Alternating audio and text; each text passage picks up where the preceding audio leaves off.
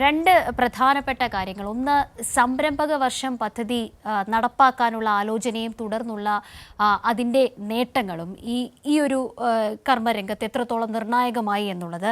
മറ്റൊന്ന്, വ്യവസായ പാർക്കുകൾ തുടങ്ങാനുള്ള ഒരു തീരുമാനവും പുതിയ പാർക്കുകൾക്ക് അനുമതി നൽകാനുള്ള ഒരു തീരുമാനവും എത്രത്തോളം വലിയ നേട്ടം, കൂടുതൽ സംരംഭകരെ ആകർഷിക്കുന്ന നിലയിലേക്ക് കാര്യങ്ങൾ മാറ്റിമറിച്ചു എന്നുള്ളതും മന്ത്രിയുടെ വാക്കുകളിൽ എങ്ങനെയായിരിക്കും?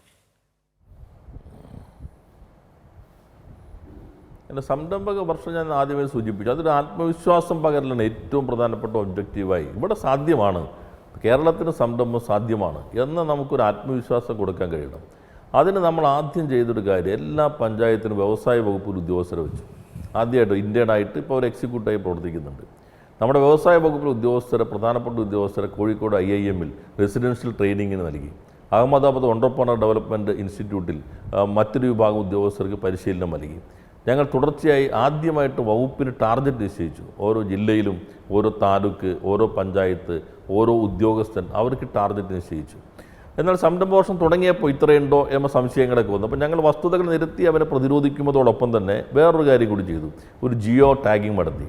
ഈ പഞ്ചായത്തിലുള്ള ഉദ്യോഗസ്ഥർ ഓരോ സ്ഥാപനവും സന്ദർശിക്കുമ്പോൾ അതിൻ്റെ ഫോട്ടോ എടുക്കുക, അത് ടാഗ് ചെയ്യുക. അപ്പോൾ നമ്മുടെ ഡാഷ്ബോർഡിൽ ഒരു പഞ്ചായത്ത് നോക്കിക്കഴിഞ്ഞാൽ ആ വ്യവസായങ്ങൾ മൊത്തം ചിത്രം, MSME എന്ന് പറയുമ്പോൾ ട്രേഡും ഇപ്പോൾ അതിനകത്ത് പെടുന്നുണ്ട്, ആ സംരംഭങ്ങളുടെ മൊത്തം ചിത്രം നമുക്ക് ലഭിക്കും.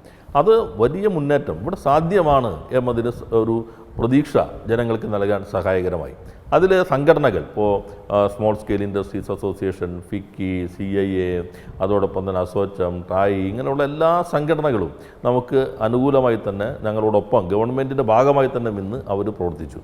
പിന്നെ മുഖ്യമന്ത്രിയുടെ നേതൃത്വത്തിലുള്ള ഒരു മന്ത്രിതല സമിതി അത്തരം പ്രവർത്തനങ്ങൾക്ക് നേതൃത്വം നൽകി. മുഖ്യമന്ത്രി തന്നെ എല്ലാ കാര്യങ്ങളിലും, ഇത്തരം കാര്യങ്ങളിൽ പ്രത്യേകമായിട്ട് ഓരോ വകുപ്പിലും ആവശ്യമായ സന്ദർഭങ്ങളിൽ അദ്ദേഹം തന്നെ യോഗം വിളിക്കുകയും ഇടപെടുകയും ചെയ്തു.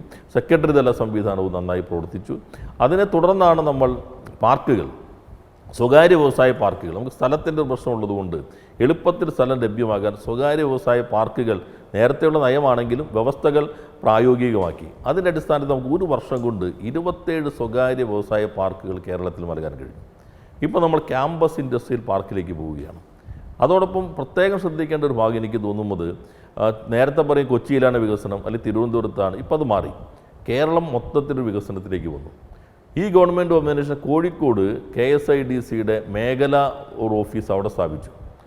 അതിനുശേഷം ഇപ്പോൾ നോക്കുമ്പോൾ KSIDC 1000 കോടി മറിയിട്ട് ലോൺ കൊടുത്തതിൻ്റെ ആഘോഷം സംഘടിപ്പിക്കുമ്പോൾ ഈ പുതിയ ഓഫീസ് വന്നതിന് ശേഷം 300 കോടിയുടെ വായ്പ ഉത്തര കേരളത്തിലേക്ക് ആ ഓഫീസ് വഴി നൽകാൻ കഴിഞ്ഞു എന്നുള്ളതാണ്.